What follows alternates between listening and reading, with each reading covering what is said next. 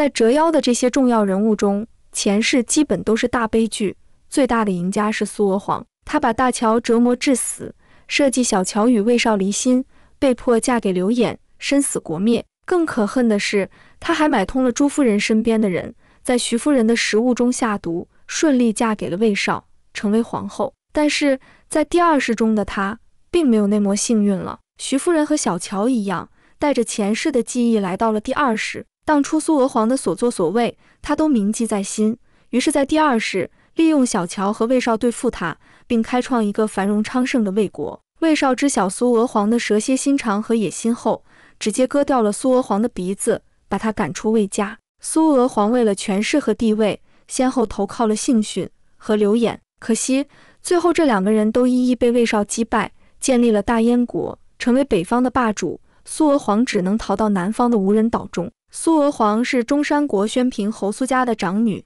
苏家在中山国是王室的外戚。苏娥皇出生的时候满是异香，妇若之兰，方士说此女有极贵之命。苏家本就是列侯，已经是富贵逼人，极贵之命，隐喻自然不言而喻。苏家对苏娥皇视若珍宝，她也不负众望，姿容出众，擅长音律。苏家和魏少的祖母沾亲，10几年前魏家还没有出世的时候，苏娥皇就和魏少相识。因为苏娥皇比魏少大2岁，所以苏娥皇对魏少十分照顾。苏娥皇、魏少逐渐长大，两家人看两人十分的般配，也有意联姻。但是在魏少12岁那年，魏少的父亲和兄长都死在了战场上，魏家一下子失去了顶梁柱，甚至需要徐夫人这个女人掌管家业。魏苏两家的联姻自然是不了了之。不过魏家出事后，魏少虽然和家将杀出重围，但是也身受重伤。苏娥皇不辞辛劳地照顾了魏少半年，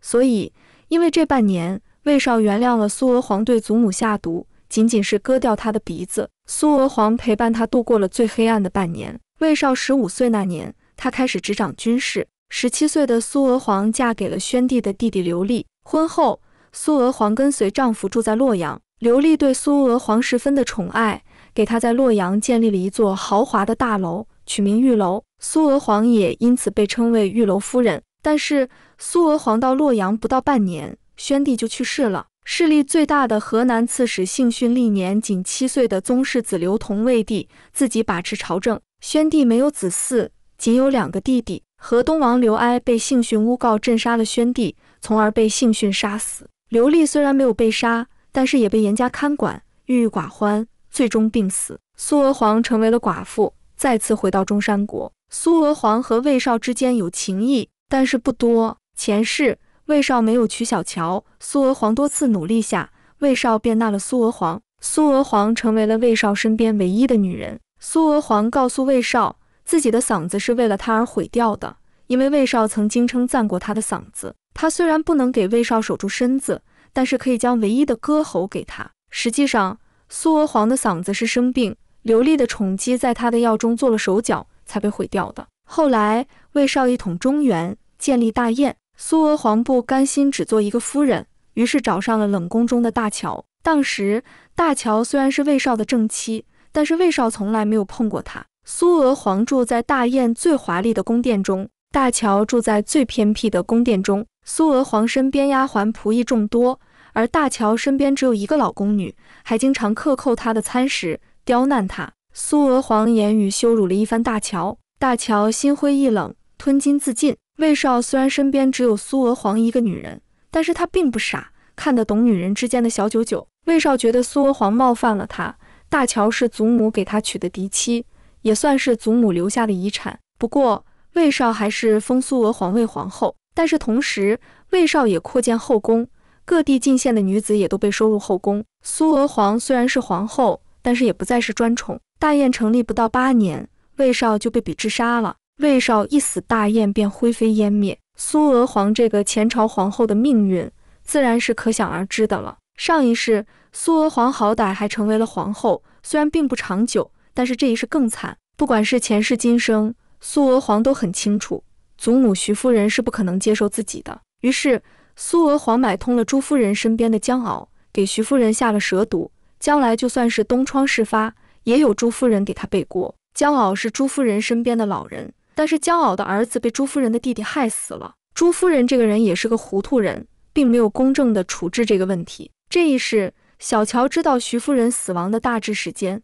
派人大量地调查府中人，阻止徐夫人吃下那碗带毒的面条。苏娥皇是陈祥的妻子，还是徐老太夫人的侄女的女儿，也算是和魏家沾亲带故的，和魏少也算是亲戚关系。不过苏娥皇还有另一个特殊的身份，她额头有一个花钿，似乎是天生的，传闻她命好，注定要辅佐中原之主，说白了就是旺夫。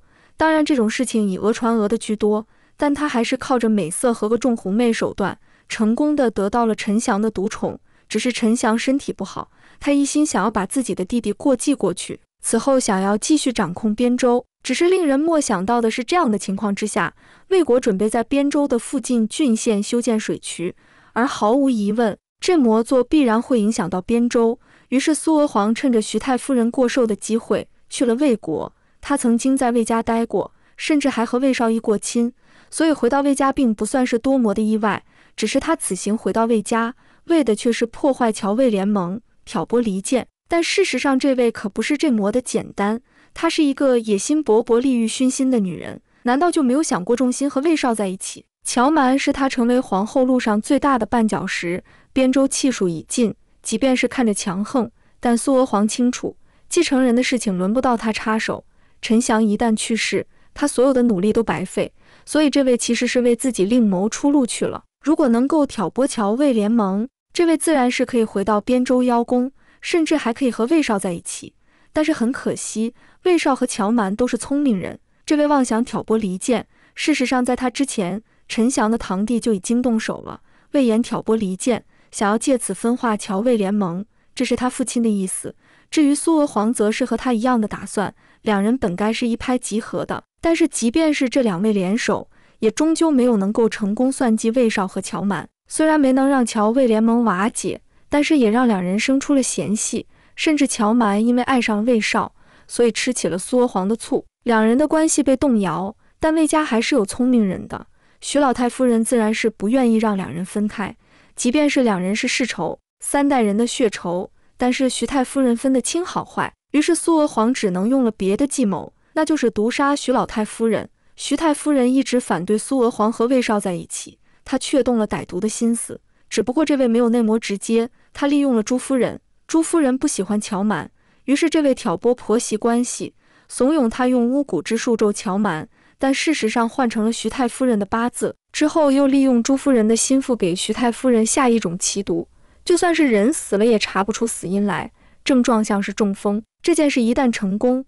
就算查出来也是朱夫人背锅，苏娥皇的却是歹毒无比，仗着朱夫人对她的喜爱算计她。好在的是所有人都清楚，朱夫人是一个没脑子的，但是人本性不坏，起码不敢毒杀徐太夫人。乔蛮怀疑是苏娥皇，后面还真的查出来了，他动了不该动的人。徐太夫人虽然没被毒杀，但这件事是实实在在发生的。苏娥皇被查出了毒药，最后自然是得承受魏少的怒火。魏少对于这个祖母是十分的尊敬，徐太夫人在他很小的时候力挺他做魏侯，这位才得以执掌魏国，他自然不可能放过苏娥皇。最终苏娥皇受一刑，鼻子被割掉，容貌全毁。